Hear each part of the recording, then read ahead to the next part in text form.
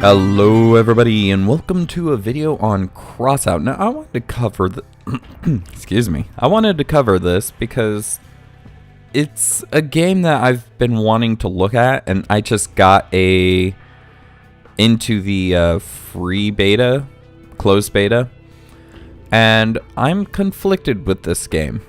I'm actually very conflicted because though it provides a very awesome kind of Mad Max kind of gameplay and game, it really is, it's really kind of, I don't know, let me go over it. So first of all, you have your garage, which has a pretty nice, decent build. The sensitivity, I think, on this is a little crazy, but it's a decent build. You can throw things on, take things off. And let me go back into that. And they have this nice control menu at the top of the screen, which is actually pretty good. But when you start going into how you get items and stuff like that, well, first of all, they have a manufacturing system. It is primarily and I want to coin this, a microtransaction or grind. So capital M, small o, capital G, or a MoGger, you could say, game. And basically you have these pieces, and these aren't terrible to make, these first three. This requires a lot of participations in raids, which isn't bad because the concept is that they give you epic and rare parts. You've got this chest, which you could get rare parts, but you're probably going to get a common. And then this one, which is actually still even locked to me, you have to participate in a hell of a lot of raids. And that's just the level 1 manufacturing stuff. The level 2, oh, it gets crazy. You need extra materials in which you have to play specialized game modes or specialized games to and well, I say specialized, but it's not really specialized. It's specific game matches. And so it's really kind of awkward here and there. And the flamethrower. But yeah, and it gets like really insane with how many. Oh, I can actually get these, but I think I only can get like one at a time. Maybe we'll look at that a little bit later, see how many of these two items I can get. And obviously I've already gotten this one, and I'll show you where you can get that. I've never seen this one yet. But then the issue is that to get to the next faction, to get more parts, you need stuff with the, I think, prior faction. Oh no, okay, so it's just all the others. Or so all the others, you just need stuff in that one. Okay, that's cool. Well, at least I think. I probably should have gotten a couple more levels to to see if I actually have to get, because it might be just that to choose one of these, and then once I choose one of them, the next two are like, well, no, you need with both now, kind of thing. So I'm not sure about that. I would not be surprised if that's how it is. Now, as well, you can just, I think, I don't know. I'm not sure how you do the vehicle blueprints. So, or equipment, I guess. It's locked to me, so I don't know. Anywho, you go on, you got the market, which is kind of your standard World of Warcraft auction house, but it uses real money to purchase and sell. So you can get real money if you get something that you can sell, but, well, you're not going to be getting a retcher, a legendary retcher, until you're like very far into the game. So it's kind of one of those don't even bother until you're like late game anyways. So this is the storage where you have all your pieces. Now you do have a part limit. You can expand it by leveling up, it looks like. But they do have this little plus button, which concerns me. But anyways, the fusion thing is really kind of cool, that you can fuse 2 identical items, probably greater than common, to make it a better one of those items. But anywho, moving on. Real money. You can buy a tank. You can just flat out buy it if you have money. But if you're wanting to play this or if you don't want to wait the year to be accepted into the free beta, you're going to be paying money to get this game anyways. So unless you want to be paying, like, that is actually like quadruple what you would pay to even get the game to get this tank. Yeah, well, let's just say that's it. There are player submitted designs, which is really cool, that you could just save it, and if you have the parts you can build it. No doubt they have an option to buy the parts.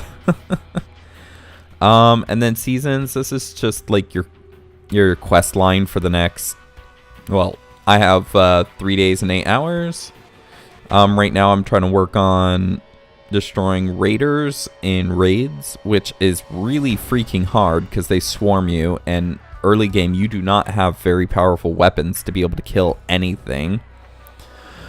Anyways, and then there's fuel, in which is required for raids and fills every day, so you can't even do unlimited raids. You have your money, which obviously this is real money too.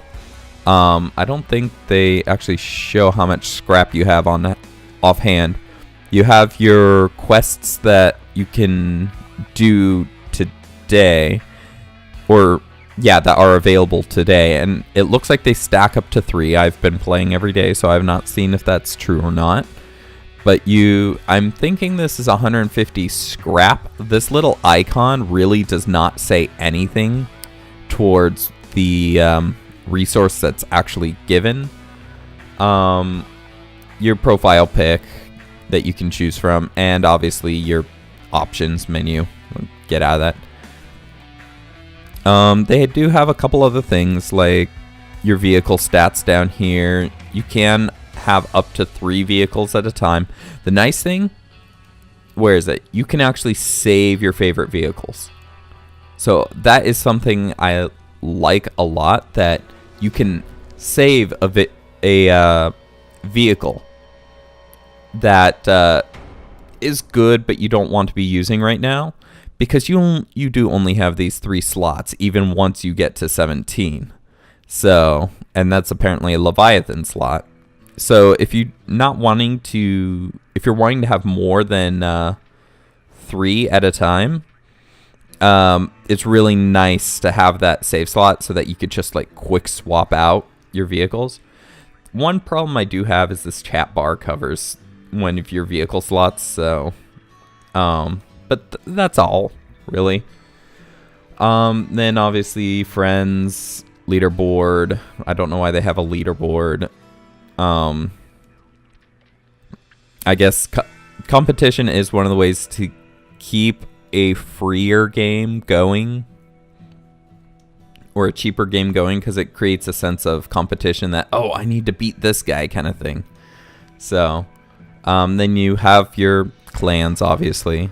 Well, let's actually go into the... Oh, you can test drive your vehicle, which is actually pretty nice. This vehicle is about 4 or 5 hours of gameplay in, and anybody who's played it can probably easily see that it is still a very basic vehicle. Like, no joke, this is pretty much the vehicle you start with. I've upgraded a couple pieces off of the starter weapons and the starter cab and wheels that you get. But yeah, this is basically what you start with.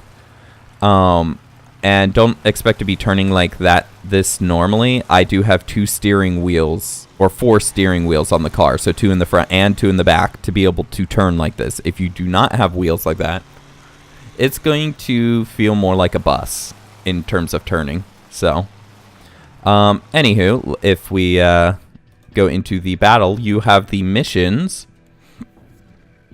of which are pretty simple. Like, you get a little bit of scrap, maybe one of these items, which is a light machine gun, which is very terrible. And all these are common, so it's really kind of meh.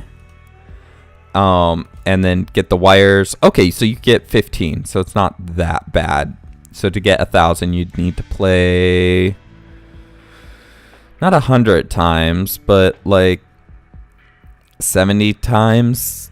Win 70 times to get that much. Oh, and this is even less, and it needs 1,000. Okay, so you need like 140 of this game. So yes, very much so a grind game. If you don't like a grind game, I suggest stay away from this. So, and it looks like the raids change from day to day because there was a... Oh, get out of there. Yeah. The raids change day to day, it looks like. Because the one I did was we had to invade an enemy base and like get something from them and get out. This is just protecting stuff, but they have like one very big vehicle that comes out. Oh, Brawl is not unlocked for me. Oh, the liar. Well, it says I can battle. Oh, no. Level requirement 10. Okay. Anywho. This is kind of, I'm guessing, your standard one that you'll be doing where you're just facing people. And the clans. Yeah. Oh, hey. And look, there's that thing. Okay, so that's pretty much the game overall. I think I will do a raid or two because I do need more copper and more of these ticket things. And you can get up to 6, I think, per day. Which kind of sucks because those chests are kind of nice. If you could only get like 6 from this one and 6 from the other one, you only can get 12 a day, and you need 2,000. Definitely a grind game that they put a kind of time wall on you. So again, if you don't like grind games and you're not willing to pay the extra...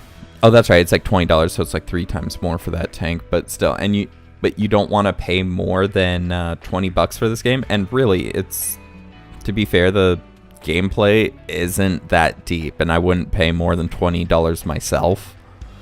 In fact, I refuse to even pay for this game because it's basically like Robocraft, but with more grinding even than Robocraft now has. Well, that's not true. Robocraft is an absolute mess right now. I would not even touch that game with a 10-foot pole. But anyways, let's see if we can get into this battle. But yeah, Robocraft just turned into an absolute mess. They had, I think, a really good model. But when they moved over to the reward, the random item reward, and it just all messed up because... first of all, they got rid of just flat out being able to straight purchase items very easily. Just from being able to get the monies to buy the items. They then make it so that, well, to get this monies now, you have to sell items. And the items typically sell for... between I think it was like 4 and 10 times less than the item it takes to purchase the item.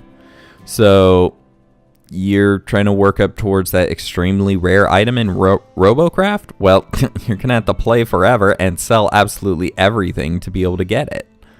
And so I just couldn't stand behind a model like that because that is like the ultimate kind of grubby MoGger game that that I just can't stand playing. So Oh yeah, see? New missions will be available in 21 minutes. But this is not exciting gameplay, so I will probably do that on my own time. We are actually going to cancel and just go into a mission. To get more wheels? I don't know. We don't need more wheels. We don't need a cabin. We don't really need a radiator, so I guess we'll try to get more of the big turning wheels. But usually you can get into one of these missions a little bit easier because, well, anyone under 10. And by the way, there's not a lot of people under 10, so sometimes I'm actually waiting in this queue too for like a minute 30 too, but typically it goes faster. Obviously, I'm going to be waiting a little bit longer because that average time just jumped up.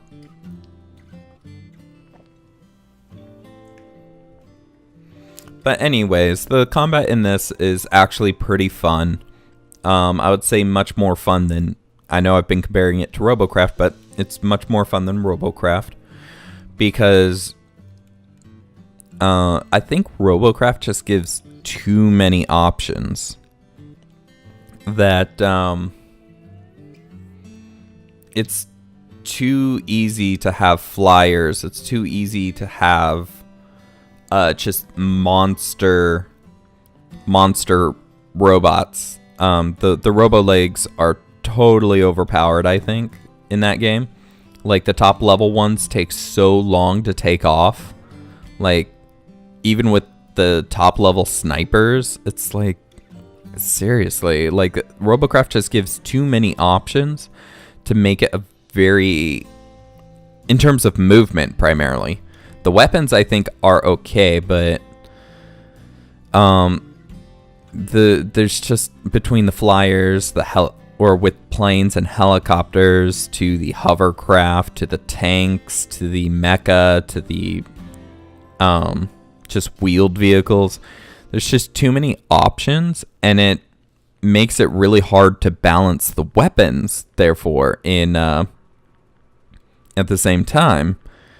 So the idea is that, okay, well, especially they added some really stupid rules to some of the weapons, like the sniper weapons. No, not the snipers, the anti-air guns, right? The flak guns. They made it so that if you're higher than a certain altitude above the ground, they become inaccurate. It's like, why would that matter? It would more matter on if you're moving, not if you're above the ground so high. And the problem is that the anti-air on an aircraft was actually incredibly overpowered. Like, you had these anti-air aircrafts that just, and the meta was so aircraft heavy at the time that these helicopters would just absolutely annihilate every other aircraft out there. So I did like the concept with the snipers, though, that if you moved, it would become more inaccurate for a while. But for the arrow flak to be more inaccurate above a certain height, like, because I put on a hover once, and I was wondering why I wasn't hitting anything. I was hovering too high. Is that not stupid? Anyways, this is taking forever too. No one's on. Gosh, dang it. And this is the problem with low level 2, is that if no one's on, you're not getting into anything. Just, yeah, that's it. You're not getting in. So, well, I really wanted to show some gameplay, but apparently, the grind wall and time of day has been a little too much, so I'm not going to make you guys wait anymore.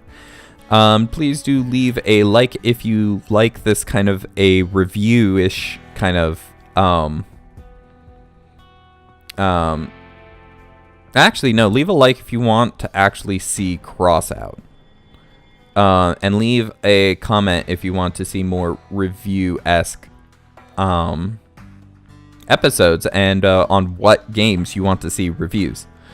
Because if I have a little extra money, I'll go out and get the games. I don't have a lot of extra right now. YouTube is starting to make a little bit of money, but it's kind of pennies on the dollar kind of thing in terms of time that I put towards this. So, but I do want to thank you guys for watching, and do subscribe to catch the other the other videos I do. If you have any other comments, questions, suggestions, please leave those in the comment section below, and I will see you guys next time. Thank you for watching, and have a good one. Goodbye.